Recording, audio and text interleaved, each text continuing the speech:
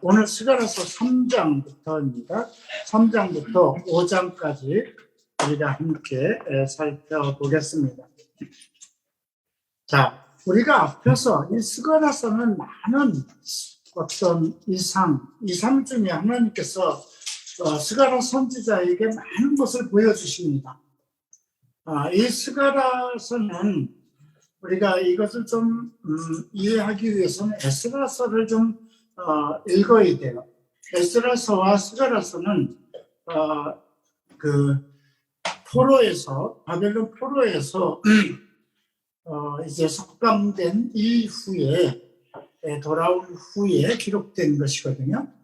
그래서 앞에서 우리가 학개 선지자가 먼저 예언을 했고 뒤에 이어서 스가랴 선지자가 예언을 했는데 그 많은 것을 우리가 이 14장을 통해서 이제 많은 것을 좀 보게 됩니다. 어쩌면 계시록과도 흡사한 부분이 많이 포함되어 있는 것을 우리가 좀 이해할 필요가 있고요. 처음에 1장에서 보면 그 붉은 말을 탄 한 사람이 붉은 말을 타고 8절에 나오죠.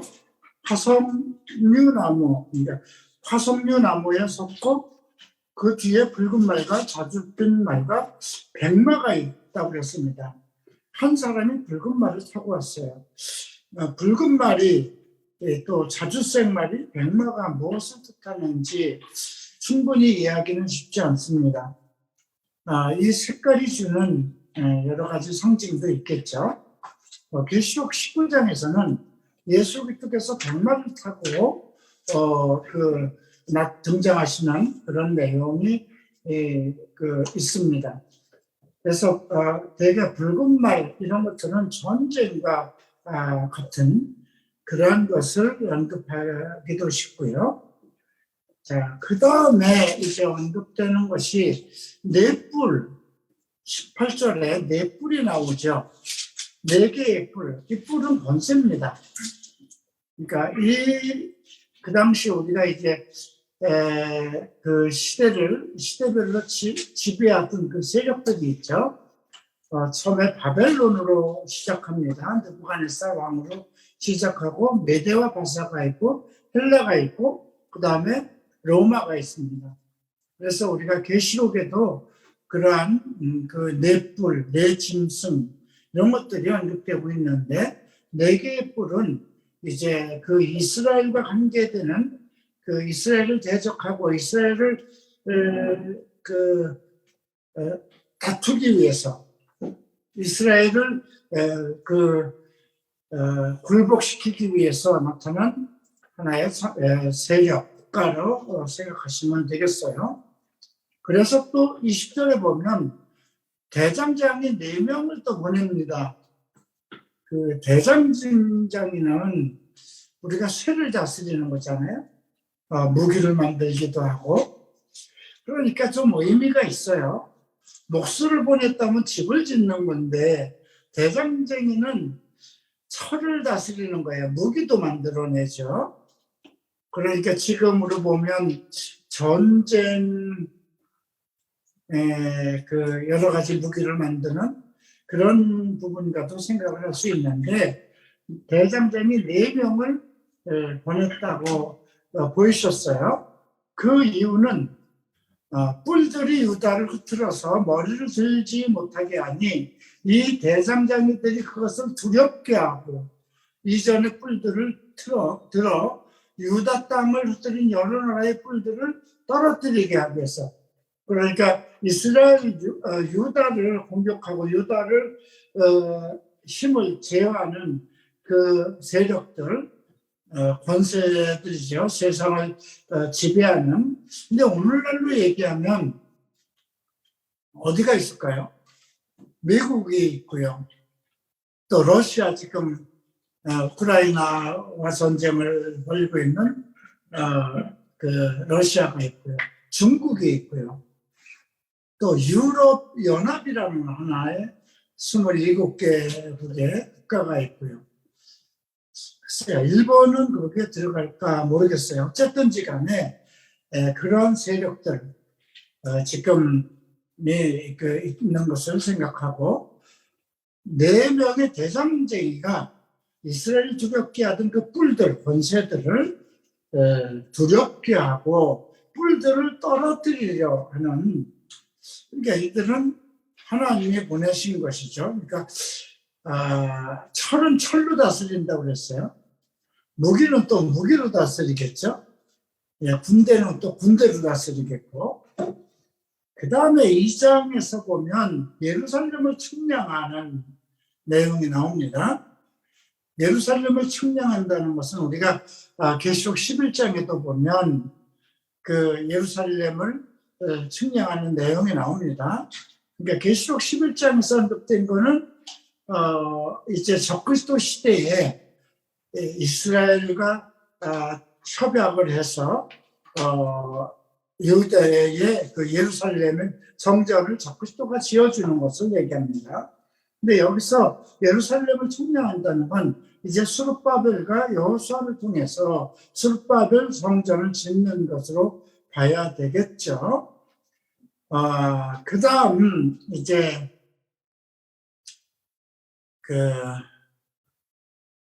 이제 오늘 이제 3장부터 언급된 이제 여기도 이제 특별한 여러 가지 예표들, 돌 7눈 이런 것이 나옵니다. 그러니까 한 돌에 7눈이 있다. 이제 이것이 9절에 언급되고 있고요. 그리고 8절에 보면 내 동료들은 내 앞에 앉은 내 동료들은 내 말을 들을 것이니라. 그들은 예표의 사람들이라. 내가 내 좀 싹을 나게 하리라. 이건 다 하나님과 관계되는 그런 말씀 사람들이죠. 네, 그래서 오늘 이제 3장부터 5장까지 이 말씀을 통해서 우리에게 전달되는 메시지가 무엇인가 좀 살펴보도록 하겠습니다. 자, 3장 1절을 봅니다. 대제사장 여호수아는 여호와의 천사 앞에 섰고, 여호와의 천사 앞에 섰다고 그럽니다. 이건 하나님 앞에 계획되어 있는 그림을 지금 보여주는 거예요. 사탄은 그의 오른쪽에 서서, 자, 여호와의 천사 앞에 대제사장 여호수아가 섰어요. 그런데 사탄은 그 오른쪽에 섰어요. 그를 대적하는 것을 여호와께서 내게 보이리라. 그러니까 이것은 하나의 영적인 그 상황을 스가랴에게 보여주는 거예요. 자, 여호와의 천사 앞에 그 대제사장 여호수아가 섰어요. 그런데 그 오른쪽에 사탄이 서서 대적합니다. 자, 2절 여호와께서 사탄에게 이르시되 사탄아 여호와께서 너를 책망하노라. 예루살렘을 택한 여호와께서 너를 책망하노라. 이는 불에서 꺼낸 그슬린 나무가 아니냐. 특별한 의미가 있죠. 지금 사탄이 어떤 나쁜 일을 했어요. 그죠? 뒤에 보면 여호수아가 더러운 옷을 입고 있었다고 그랬어요. 그리고 불에서 꺼낸 그을린 나무, 부추깽이 같은 상황이 되어버렸어요. 근데 사탄을 책망합니다. 자, 우리가 내가 처음 교회를 다니던 교회에서는 성도들이 사탄을 책망하도록 그렇게 가르쳤어요. 마귀야, 예수 이름으로 명하노니 나가니라. 사탄아, 예수 이름으로 명하노니 7길로 왔다가 7길로, 한 길로 왔다 7길로 나갈지어다. 아마 여러분들도 전도사들이 여러분들에게 손을 꼭 기도할 때 그런 기도를 조금 오순절 쪽에서 많이 해요. 순복음 쪽이나 성령 운동을 한다는데 지금도 그래요.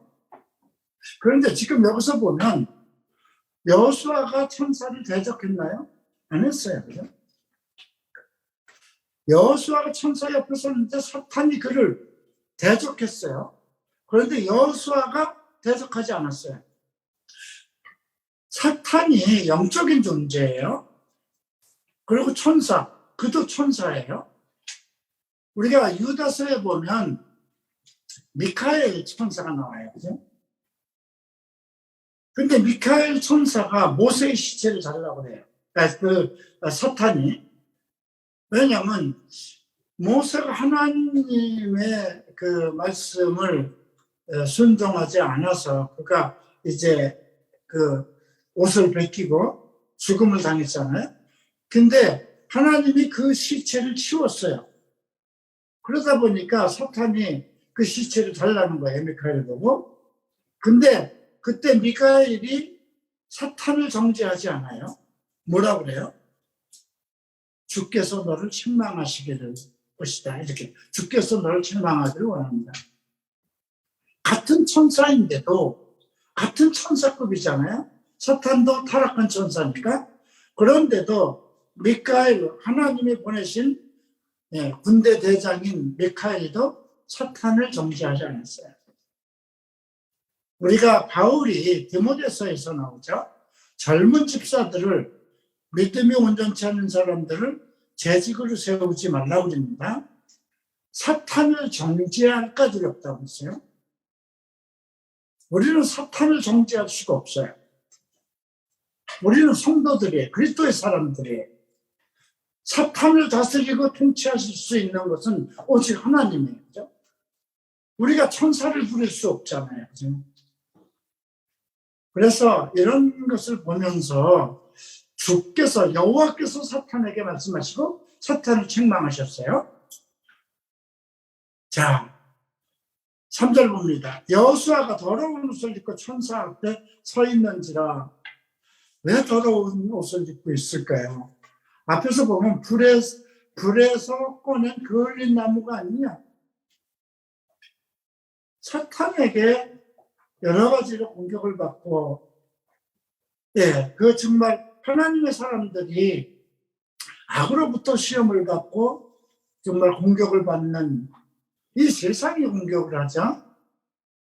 아마 여러분들은 우리 교회에 와서 크게 그런 걸 느끼지 못했겠지만, 내가 살아온 지금 45세에 한국에 나와서 목회를 갈보체프를 개척을 하며 지금까지 오는 동안, 글쎄요, 사탄이 직접 와서 나한테 뭐 어떤 영적으로 나타나고 그런 일 없어요.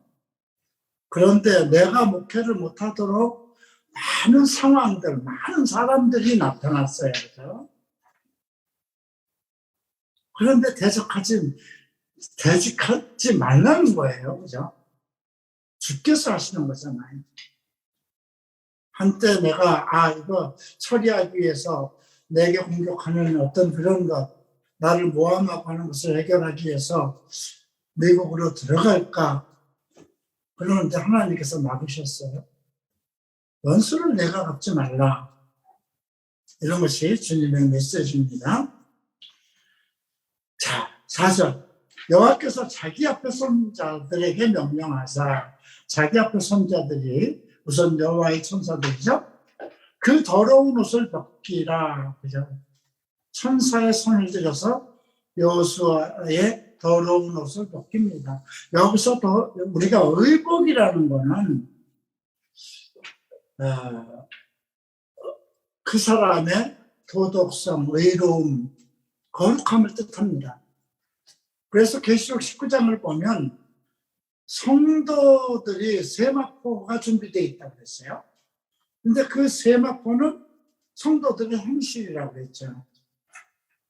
그 과거에 제사장들이 세마포를 입고, 그런 걸 보면 더러운 옷을 입었다는 것은 하나님의 사람으로 정말 정결하고 거룩한 세마포 옷을 입고 나아가야 되는데, 그 사탄에 의해서 그 옷이 더러워졌다는 것은 그의 성격과 그의 인품이 더러워졌다는 것은 아니에요.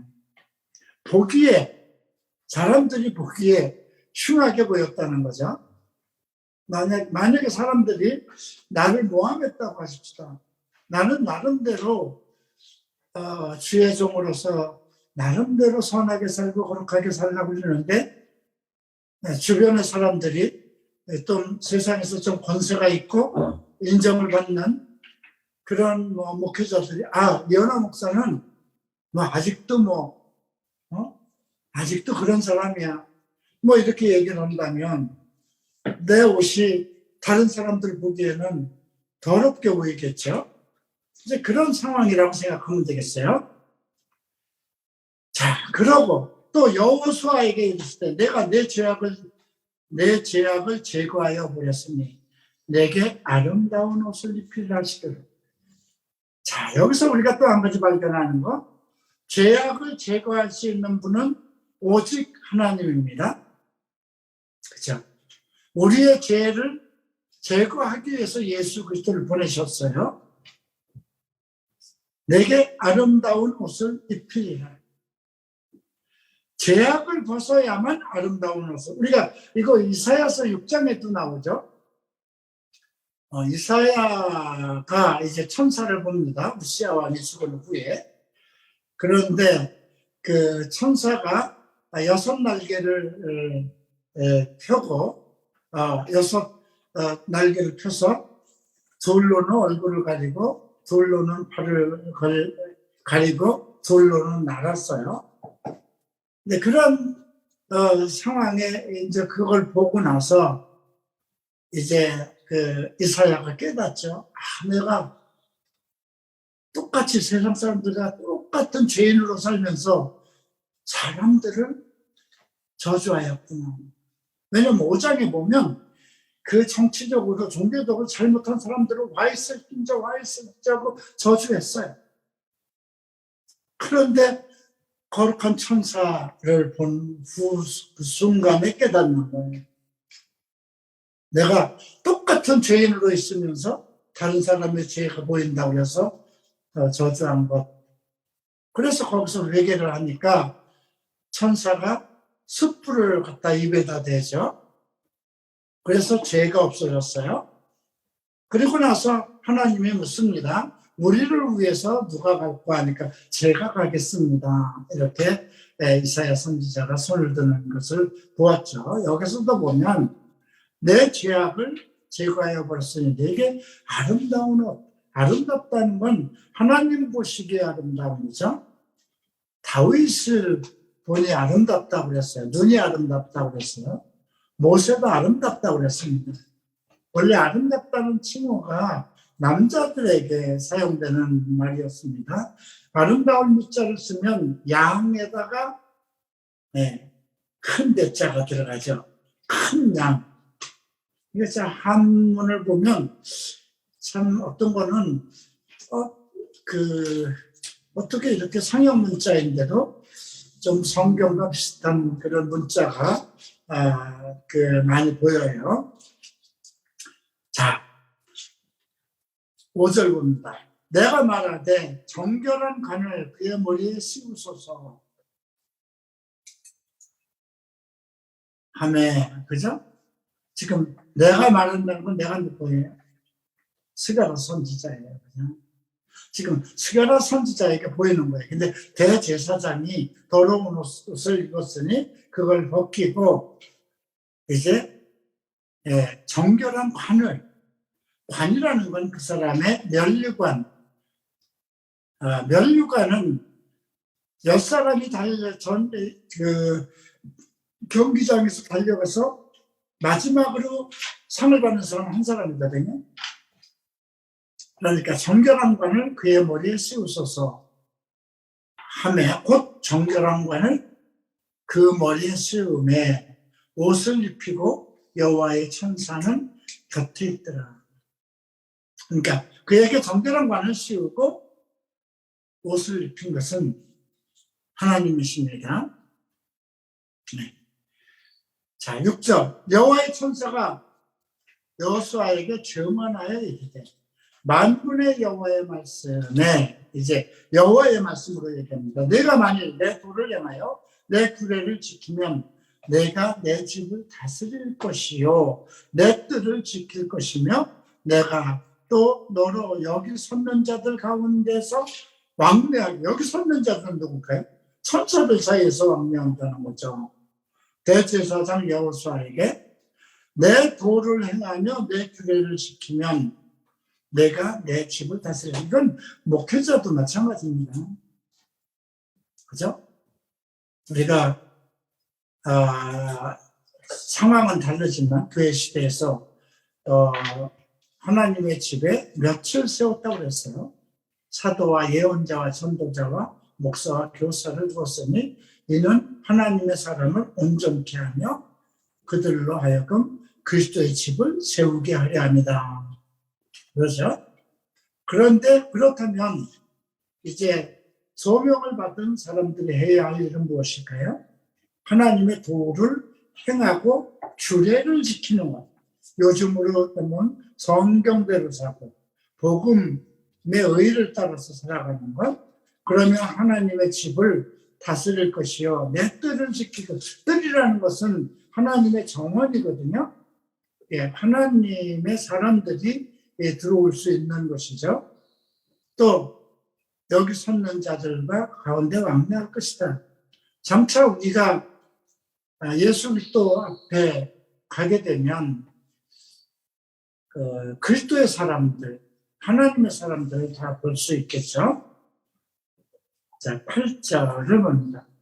대제사장 여호수아야, 너와 내 앞에 앉은 내 동료들은 내 말을 들을 것이니라. 동료가 있네요. 여호수아의 동료들. 이들은 예표와 사람들이라. 내가 내 종 싹을 나게 하리라. 내 종 싹을 나게 한다고 했어요. 하나님의 종. 예수 그리스도는 항상 자기는 하나님의 종이라 말씀하셨고요. 근데 예표의 사람들이라는 것은 표적, 징조라는 뜻입니다.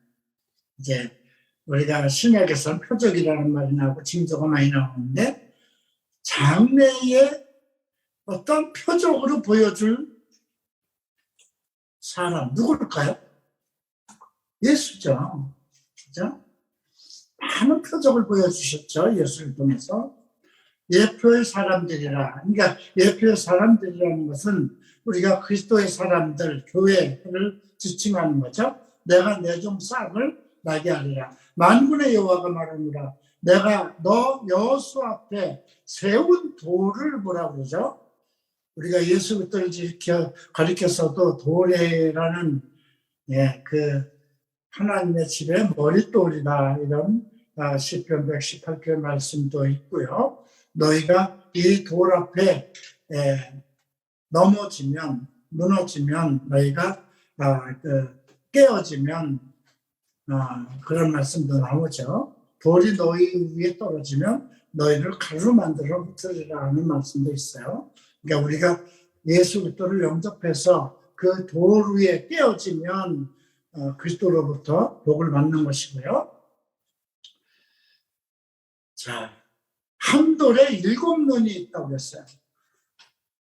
여호수 앞에 세운 돌이 있는데 한 돌에 7눈. 7눈은 완전 숫자죠. 모든 것을 볼 수 있는, 관찰할 수 있는 눈이 있느니라. 내가 거기에 새길 것을 새기고 이 땅의 죄악을 하루에 제거하리라. 이 땅의 죄악을 하루에 제거하는 것은 언제인가요? 예수가 십자가에서 그 죽임을 당하시던 날, 이 땅의 모든 죄를 하루에 제거해버렸어요. 그죠? 모든 사람의 죄를 단 하루에 십자가 위에서 참선했죠. 자, 만군의 여호와가 말하노라. 그날에 너희가 각각 포도나무와 무화과나무 아래 서로 초대하리라. 복음의 초대죠. 이스라엘 백성들은 포도나무와 무화과나무가 이스라엘 백성들의 상징입니다. 하나님 안에서 축복을 받고 살아가는 그 모습이 포도나무와 이제 그 무화과나무라고 말하죠. 자, 그래서 그들에게 이제 여호수아를 통해서 결국 그에게 보여주는 것은 하나의 예수 그리스도의 예표라고 생각하면 됩니다. 4장을 봅니다. 내가 말하는 천사가 다시 와서 나를 깨우니 잠깐 잠들었었나 봐요. 마치 자는 사람이 잠에서 깨어난 것 같더라. 그러니까 그 잠에서 깨어난 중에 현상을 보는 거죠, 지금. 그가 내게 묻되 내가 무엇을 보느냐? 내가 대답하되 내가 보니 순금 등잔대가 있는데 그 위에는 기름 그릇이 있고 또 그 기름 그릇 위에 7 등잔이 있으며 그 기름 그릇 위에 있는 등잔 위에서 7 칸이 있고, 이거는 메노라입니다. 우리 본당에 이렇게 노스로 만든 거가 있지만 이제 성전에 그렇게 메노라가 있어서 거기서 이제 제사장들은 매일 아침마다 기름을 부어서 불을 꺼뜨리지 않아야 되는 거예요. 그 등잔대 곁에 2 감람나무가 나옵니다. 2 감람나무가 또 어디에서 나와요? 계시록 11장에서 나오죠. 죽임을 당하고 나중에 다시 그들이 살아나는 장면이 나오죠. 그러니까 계시록 11장에 성전을 적그리스도가 지은 이후에 나타나는 2 감람나무가 나오죠. 하나는 기름 그릇 오른쪽에 있고 하나는 왼쪽에 있다. 2 감람나무가 기름 그릇 메노라 양옆에 있는 거예요. 내게 말하는 천사에게 물어 이르되 내 주여 이것들은 무엇입니까? 하니 내게 말하는 천사가 대답하여 가로되 내가 이것들이 무엇인지 알지 못하느냐 하므로 내가 대답하되 내 주여 내가 알지 못하느냐. 지금 보면 이 스가랴 선지자가 직접 하나님과 대화를 하지 못해요. 그죠? 무엇을 환상을 보고 천사에게 묻습니다. 그 천사가 가르쳐줘요. 우리가 다니엘서도 보면 그런 형식으로 돼 있어요. 근데 지금은 우리는 어떻습니까? 그래서 지금은 우리는 예수의 이름으로 기도하는 거예요. 우리가 예수의 이름으로 기도할 때 하나님이 들으시는 거거든요. 우리 앞에 천사는 하나님의 아들 예수 그리스도밖에 없어요. 그 변호 선생이 올라갔을 때 모세도 만나고 엘리야도 만납니다. 그래서 이제 그 베드로가 여기가 좋습니다. 그러니까 집을 3개, 초막을 3개 줘서 하나는 주를 위해서, 하나는 모세를 위해서, 하나는 엘리야를 위해서 하십시다. 그랬더니 하늘에서 소리가 났죠. 이는 내 사랑하는 아들이니 너희는 저희에게 들으라. 그죠? 다른 사람은 다 사람이잖아요. 예수 그리스도만 하나님의 아들이잖아요. 그죠? 그런데 그분이 천사보다 조금 못하게 되어서 이 땅에 오신 거잖아요. 그 이제 그 히브리서에서 나오는 내용이에요. 저가 천사보다 조금 못하게 하나님께서 그렇게 했어서 우리 땅에 우리에게 오셔서 사람으로 오셔서 이 모든 인류를 구원하기 위해서 십자가를 지신 것이죠. 자, 이것들이 무엇냐? 네가 알지 못하느냐? 그랬더니 내가 대답하되 내 주여 내가 알지 못합니다. 그러니까 이 말을 통해서 우리가 알 수 있는 것은 예언자라도 가르쳐주지 않으면 모른다는 거죠. 2 감람나무가 무엇인지 알지 못한다는 거죠. 그가 내게 말할 때 여호와께서 스룹바벨에게 하신 말씀이 이러합니다. 만군의 여호와께서 말씀하실 때 이는 힘으로 되지 아니하며 능으로 되지 아니하며 오직 나의 영으로, 나의 영이라는 건 성령입니다. 자, 이 교회를 하면서 자기 힘으로 뭔가 교회를 개척해 보려고 많은 사람들이 다 애를 써요.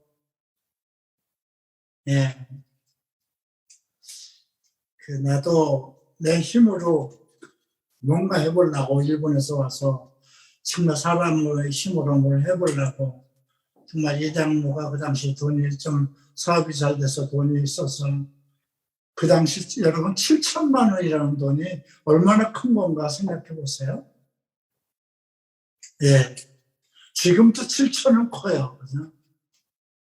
그러니까 내가 그 당시 조금 성경적이고 조금 더 깊이 말씀을 알았다면 이태원에다가 옛날에 디스코테크 하던 200평을 얻어서 그걸 수리해서 교회를 하겠습니까? 그 돈 가지고 강남에 와서도 전세를 얻을 수 있는데 참, 예.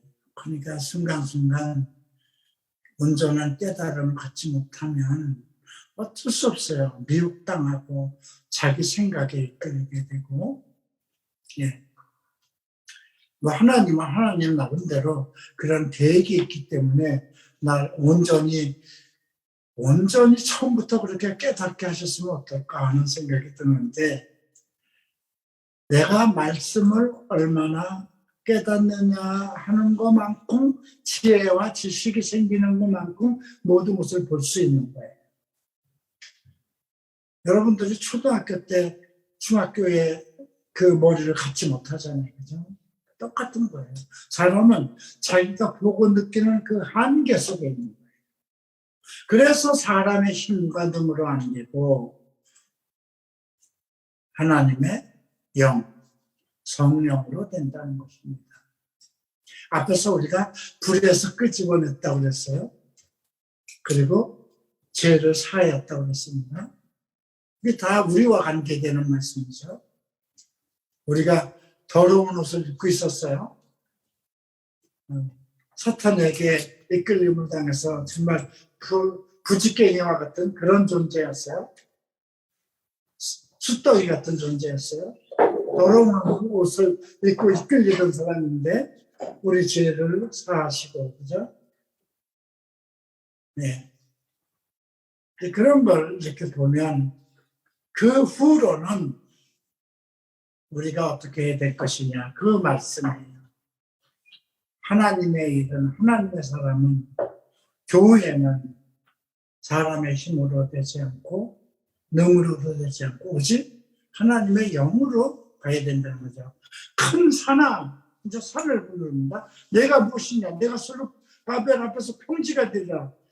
스룹바벨 앞에 있는 큰 산은 뭘까요? 높아진 산, 그죠?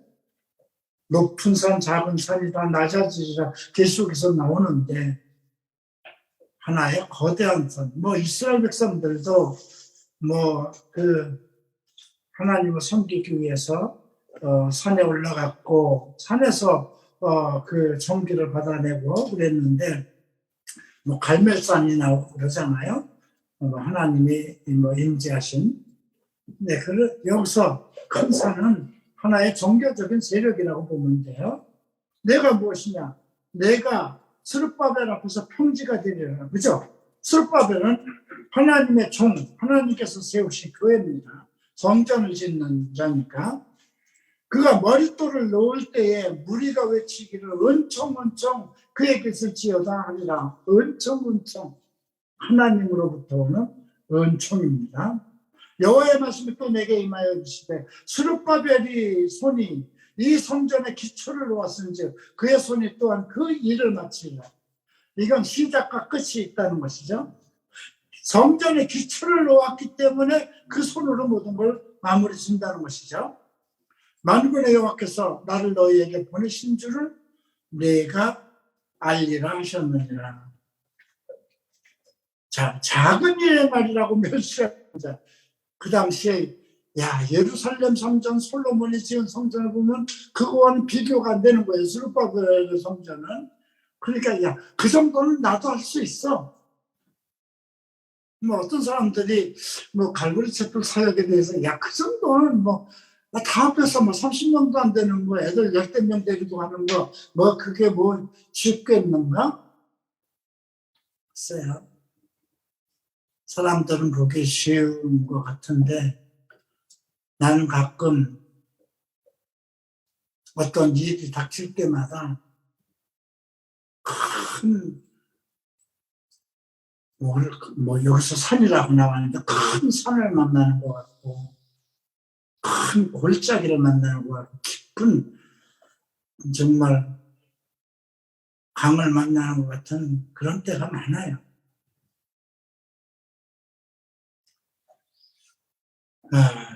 작은 일의 날이라, 작은 일, 스룹바벨이 하는 일이, 그 정도는 나도 할 수 있어. 그렇게 생각한 몇시 언제가 누구냐. 사람들은 스룹바벨의 손에 다림줄이 있는 걸 보고 기뻐하리라. 손에 다림줄이 있다는 건 뭐예요? 집을 짓는 능력과 권세가 있다는 거예요. 다림줄은 모든 걸 재는 거잖아요. 이렇게 반듯반듯하게 그 기둥을 세우고 할 때 쓰는 그런 그 다림줄이거든요. 그 줄을 달아서 이렇게 건물을 지을 때 그 띠를 띠고 하는 것입니다. 이 일곱은 온 세상에 두루다니는 여호와의 눈 앞에서 한 돌에 일곱 눈이 있다고 그랬어요. 그리스도가 부리는 일곱 영을 얘기하는 겁니다. 뭐 일곱이라는 게 완전한 그냥 숫자 일곱일 수도 있지만 뭐 완전 숫자니까 전체라고 볼 수 있죠. 11절 내가 그에게 물어 이르되 등잔대 좌우에 두 감람나무는 무슨 뜻입니까? 하고 다시 그에게 물어 이르되 금기름을 흘리는 두 금관 옆에 있는 이 감람나무 두 가지는 무슨 뜻입니까? 그가 대답하여 이르되 내가 이것을 무엇인지 알지 못하느냐. 꼭 이게 무엇냐고 물어보면 너 알지 못하겠냐 하고 반문을 합니다. 흥미로운 대화예요. 네. 근데 반드시 모르는 것에 대해서는 이렇게 질문해야 된다는 거예요. 여러분들이 성경을 보다가 이해가 안 되면 하나님 이것이 무슨 뜻일까요? 알게 해주십시오. 내가 이 말씀을 이해할 수 있도록 내 눈을 열어주십시오. 이렇게 기도하고 성경을 봐야 돼요. 자, 그랬더니 그가 대답하여 이르되 내가 이것이 무엇인지 알지 못하느냐 하는지라 내가 대답하여 내 주여 알지 못하나이다. 이르되 이 기름 부음을 받은 자 둘이니 온 세상에 주 앞에 서 있는 자. 주 앞에 서 있는 자. 이게 이제 계시록 11장 잠깐 한번 계시록 11장을 넘어가 보십시다.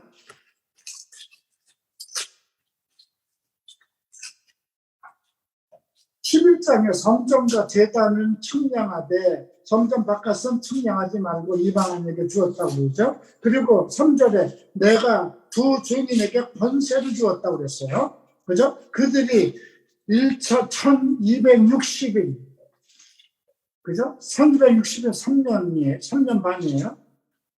그들이 이 땅의 주 앞에 서 있는 두 감람나무와 두 촛대라고 합니다. 우리가 이 촛대를 해석하려면 자, 1장을 보죠.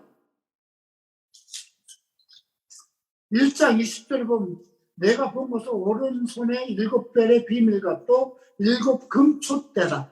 7별은 7교회의 사자요. 7 촛대는 7교회예요. 그러니까 여기서 나오는 것도 이 두 감람나무는 두 촛대라는 게 교회예요. 그죠? 그 두 감람나무는 누굴까요? 그들을 헤아려 하면 그들 앞에서 입에서 불이 나왔다고 그랬어요. 그리고 6절 권능을 가지고 하늘을 닫아 그 예언하는 동안 비가 오지 못하게 하고 과거에 누가 했나요? 엘리야가 했죠. 또 권능을 가지고 물을 피로 변하게 하고 이건 누가 했나요? 모세가 한 거예요. 그래서 이걸 보고 하나는 엘리야요 하나는 모세다 이렇게 얘기를 하죠. 자, 그 증언을 마칠 때 무적괴물로부터 올라온 짐승이 그들과 더불어 전쟁을 일으켰어요. 무적갱에서 올라온 짐승은 누굴까요? 사탄의 추종자 적그리스도예요. 그리고 그들을 이기고 그들을 죽일 터이니 그들의 시체가 큰 성길에 있으니 그 성은 영적으로 하면 소돔이라 하고 애굽이라 하고 또 그들의 주께서 십자가에 못 박힌 곳이다 그랬어요. 자, 그러니까 두 감람나무는 하나님께서 보냄을 받은 그리스도의 마지막 때에 있을 두 선지자를 얘기하는데 이걸로 봐서 어떤 사람은 스룹바벨이 아닌가 한 사람은 모세가 맞고 한 사람은 엘리야가 맞고 왜? 주 앞에 이제 와서 엘리야를 보내신다고 그랬기 때문에. 근데 어떤 사람은 또 모세라고 또 얘기를 하는데, 예, 뭐라고 지금 우리가 단정할 수는 없어요. 자, 기름 부음을 받은 자들이니 온 세상에 주 앞에 서 있는 자니라. 이제 그들을 통해서 하나님이 이 세상을 통치하는 겁니다. 5장을 봅니다. 오늘 5장까지 합니다. 내가 다시 눈을 던져 날아가는 두루마리가 나옵니다. 자, 날아가는 두루마리 뭐 같아요? 비행접시 같죠? 날아가는 두루마리. 두루마리가 날아가요. 무슨 우리가 옛날에 무슨 아람 어디 중동에 무슨 왕자 영화 같은 거 보면 이렇게 어떤 뭐 날아다니고 하는 게 있었죠. 그가 내게 묻되 내가 무엇을 보느냐 하기로 내가 대답하되 날아가는 두루마리를 보았나이다. 그 길이가 29빛, 너비가 10규빗. 자, 이게 45, 한 1규빗이 45예요. 그러니까 29빛, 이게 30비트, 15비트라고 합니다. 그가 내게 이르되 온 땅 위에 내리는 저주라, 도둑질하는 자는 이쪽 글대로 끊어지고 맹세하는 자는 저쪽 글대로 끊어지리라. 하나는 도둑질하는 자고요. 예, 하나는 맹세하는 자예요. 온 땅에 내리는 저주인데 도둑질하는 자, 남의 것을 빼앗는 것이죠. 그 다음에 맹세하는 자는 하나님은 네 것이 하나도 없으니까 하늘로도 하지 말고 땅으로도 하지 말고 제단으로도 맹세하지 말라고 그랬어요. 무슨 말이면 그렇다 아니다 그렇게만 얘기하라고 그랬죠. 맹세하는 자는 모든 걸 자기의 말로 이루려고 하는 자들을 얘기하는 거죠. 만군의 여호와께서 이르실 때 내가 이것을 보냈나니 도둑의 집에도 들어가며 내 이름을 가리켜 망령되이 맹세하는 집에도 들어가서 그의 집에 머무르며 그의 나무와 돌과 아울러 사르리라 하셨느니라. 그러니까 도둑의 집에도 들어간다고 그랬어요. 맹세하는 자의 집에. 그러니까 맹세하지도 말고 도둑의 집. 맹세하는 자는 그만큼 어떤 권세자를 얘기하는 거예요. 그리고 도둑의 집, 그는 백성들의 모든 재물을 착취하는 자를 얘기하는 것이고요. 내게 말하되 천사가 나와서 내게 이르되 너는 눈을 들어 나오는 것이 무엇인가를 봐라. 눈을 들어서 보라고 그러죠.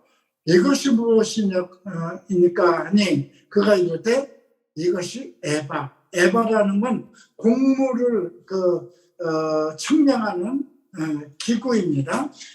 그래서 1에바는 12대 분량이라고 합니다. 12대 격박 있죠.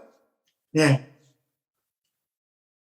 이것이 에바입니다고 하시고 또 이르되 온 땅에서 그들의 모양이 이럽니다. 온 땅에서 그들의 모양이 이 곡물을 대는 거는 뭘 얘기할까요? 장사하는 거잖아요. 그죠? 사람들의 먹고 살아가는 것을 목숨줄을 쥐고 있는 거예요. 근데 이거 장사하는 거잖아요. 장사 때 쓰는 거잖아요. 이제 상업주의가 나타나는 거예요. 계시록 18장에 나와요. 근데 그 에바 가운데는 한 여인이 앉아있어요. 한 여인이 좋은 사람이겠습니까? 세상을 지배하는 상업주의자, 바벨론 시대의 시작이에요. 그때 둥근 납 한 조각이 들리더라. 그가 이르되 이는 악이라 하고 그 여인은 에바 속으로 던져놓고 납조각으로 에바 아비를 위해 던져 덮어다. 한 여인이 에바 가운데 앉아서 이 세상의 모든 세상을 돈으로 이끌어가는 거예요. 물질주의 시대가 열렸고 상업주의자 모든 그러니까 상고들이 그래서 계시록 18장에서 보면 다 망하는 때가 오죠. 자, 또 내가 눈을 들어본 즉 두 여인이 나오는데 학의 날개 같은 날개가 있고 그 날개에 바람이 있더라. 그들이 그 에바를 천지 사이에 들었기로.